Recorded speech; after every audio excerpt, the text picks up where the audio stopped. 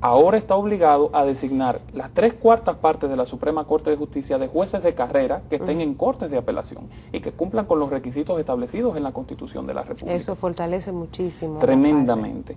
Y además, primero, sujeta a que la designación de los jueces de los tribunales de la República se haga con estricto apego al escalafón judicial establecido en la ley. O sea, un juez de paz nunca podrá pasar ahora a ser juez de corte de apelación. Ya el amiguismo ahí ya no va a funcionar. Totalmente. Y además democratiza la toma de decisiones económicas dentro del Poder Judicial. ¿Y los partidos quedaron representados en esos órganos de decisión de toda esa transformación de manera equitativa? En un solo, que es el Consejo Nacional de la Magistratura, que es el órgano político.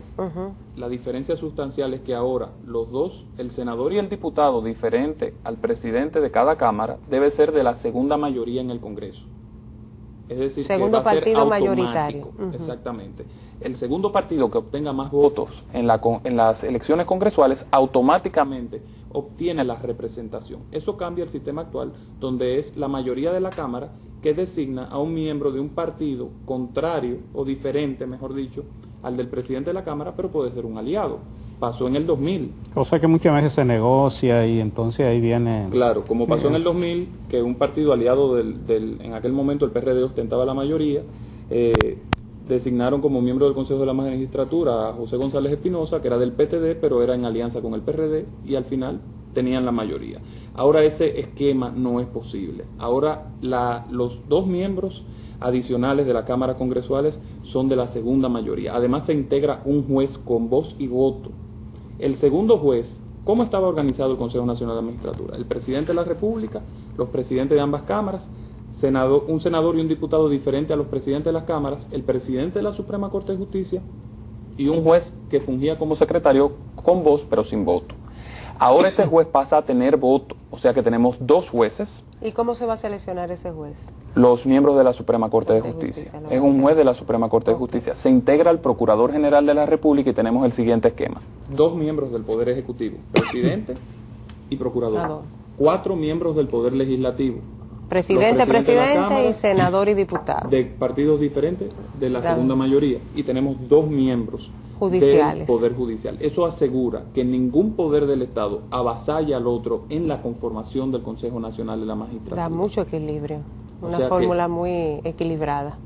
Contrario a lo que se ha dicho de que el objetivo era maniatar al Consejo Nacional de la Magistratura. O sea, es una fórmula que en términos institucionales es bastante adecuada. Pero además se crea el Consejo Superior, el Consejo del Poder Judicial, que es el órgano de gobierno interno del Poder Judicial, integrado por el presidente de la Suprema Corte de Justicia, un juez de la Suprema adicional, pero un juez de Corte de Apelación elegido por sus pares, un juez de primera instancia elegido por sus pares y un juez de paz elegido por sus pares. Crea un órgano democrático donde está representada toda la jerarquía judicial para la toma de las decisiones administrativas. Estamos hablando de traslado de jueces y de la administración del presupuesto.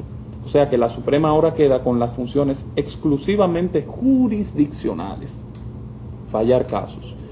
Las funciones administrativas, un consejo democrático integrado por jueces de todas las jerarquías. Vamos a una pausa, Rafael, y volvemos en un momentito, porque este programa, el tiempo se va rapidísimo en televisión y queremos también ver los derechos económicos y sociales en detalle, la esencia principal. Pero vamos a una pausa y regresamos.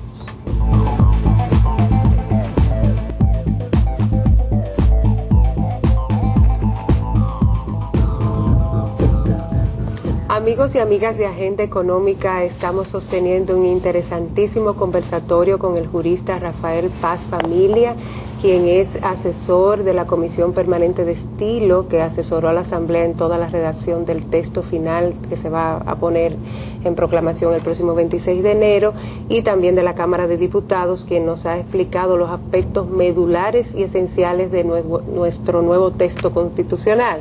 Y ahora quisiéramos aprovecharte, Rafael, para ver la transformación en el ámbito de los derechos económicos y sociales, porque yo pienso que si hay algo que marca diferencia en un antes y un después, es toda la ampliación y el valor que se agrega al aspecto de esos nuevos derechos, esa nueva generación en un texto constitucional, que tú nos enfocaras cuáles son esas ganancias principales que incorpora el nuevo texto. Bueno, Para hablar de esto debemos comenzar por el derecho esencial en esta materia, que es el derecho a la libertad de empresa. Hay variaciones importantes que se han introducido. Se garantiza la libertad de empresa, comercio e industria, pero además se le otorga al Estado la facultad. Primero se prohíben los monopolios, salvo los que son en provecho del Estado y que están expresamente determinados por la ley. Pero además se le da al Estado la facultad de regular la economía, de evitar el abuso de posición dominante y los efectos nocivos del monopolio. También podrá el Estado regular el oligopolio en los casos que determine, etcétera, etcétera. En cuanto al derecho de propiedad, se establece la función social de la propiedad que genera obligaciones. Esto es sustancial. El derecho de propiedad tradicionalmente se ha manejado, se ha conceptualizado de forma absoluta y sin que genere una contraprestación social importante en favor de la comunidad y en favor del propio mercado, ¿verdad? Ahora se incluye la función social de la propiedad, se establece que para la expropiación de bienes se hará con el pago del justo precio acordado entre las partes o por lo que determine un tribunal competente.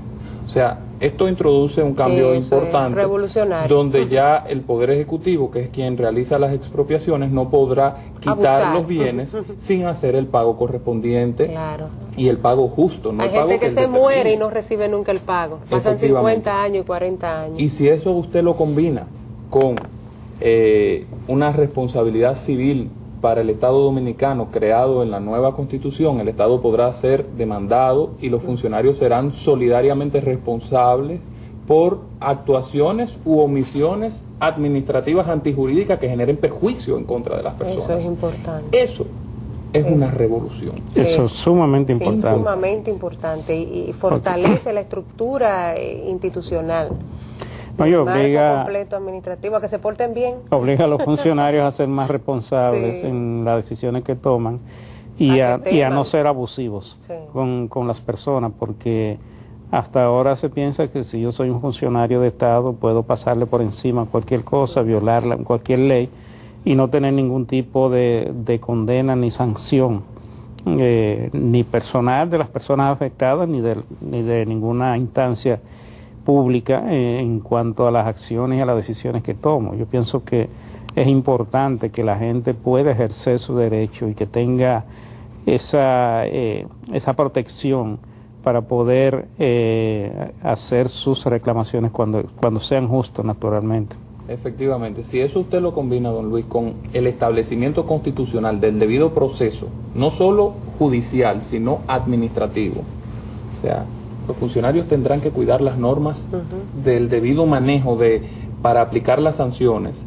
Eso también genera un choque con el sistema actual, porque ¿qué es lo que dicen muchos funcionarios que aplican sanciones administrativas? No, el debido proceso inicia cuando yo le pongo a usted la sanción, que los tribunales hagan un debido proceso. No, para imponer una sanción hay que cumplir con el procedimiento establecido en la ley. Y si no lo cumplen, entonces están generando una violación de derechos fundamentales. Y eso puede ser tutelado en amparo. Y además, si le sumamos a eso las garantías que se han creado y la facultad expresa que se le ha dado a los tribunales de que tutelen la actividad de la administración pública en todos los órdenes, tenemos un régimen que ahora se aboca por primera vez en mucho tiempo a garantizar la legalidad de las actuaciones del Estado. Eso que decía Juan Bosch hace mucho tiempo, de que al Estado había que someterlo a su propia legalidad, o de lo que tanto se alega cuando hablamos de inversiones públicas, de seguridad jurídica en la actividad del Estado. Ahora esta Constitución crea la plataforma jurídica para que eso se pueda ejecutar y sea efectivo. Exacto. Efectivamente. Eso de por sí marca un cambio sustancial en favor de la libre empresa, de los ciudadanos, de las iniciativas privadas y de la protección de todos y de nuestros derechos frente a ese monstruo que es la administración pública con todo ese poder.